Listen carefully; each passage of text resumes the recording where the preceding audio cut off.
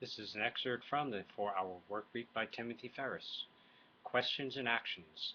Quote, I am an old man and I have known a great many troubles, but most of them have never happened. Mark Twain.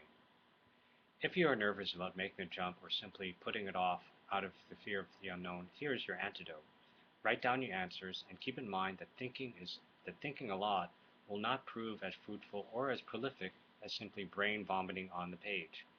Write and do not edit. Aim for a volume. Spend a few minutes on each answer. 1. Define your nightmare. The absolute worst that could happen if you did what you were considering. What doubt, fears, and what-ifs pop up as you envision the big changes you can or need to make? Envision them in painstaking detail.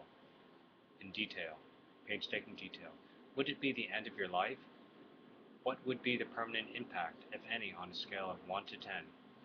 Are these things really permanent? How likely do you think that it is that they would actually happen?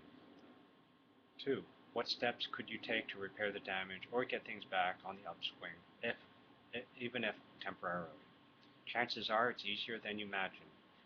How could you get things back under control?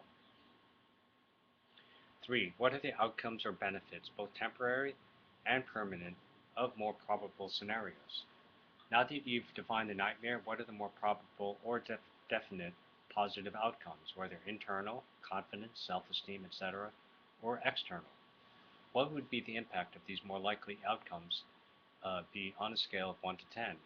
How likely is it that you could produce at least a moderately good outcome? Have less intelligent people done this before and pulled it off? 4.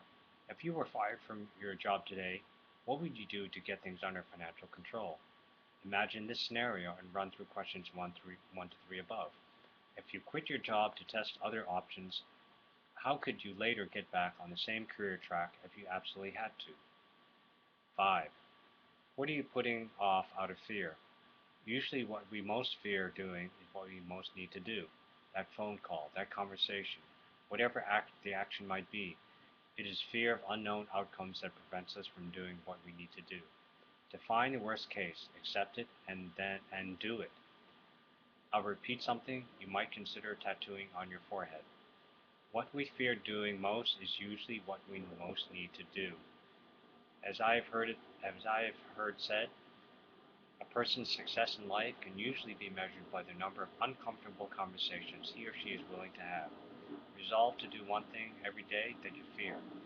Get into this habit by attempting to contact celebrities and famous business people for advice. 6. What is it costing you, financially, emotionally, and physically, to postpone action? Don't only evaluate the potential downside of action. It is equally important to measure the atrocious cost of inaction.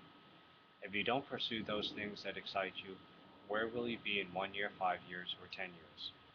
How will you feel allowing circumstance to impose itself upon you, and having allowed 10 more years of your finite life to pass doing what you know will not fulfill you? If you telescope out 10 years and know with 100% certainty that it is a path of disappointment and regret, and if we define risk as the likelihood of an irreversible negative outcome, inaction is the greatest risk of all. 7. What are you waiting for? If you cannot answer this without resorting to the previously rejected concept of good timing, the answer is simple. You're afraid just like the rest of the world. Measure the cost of inaction.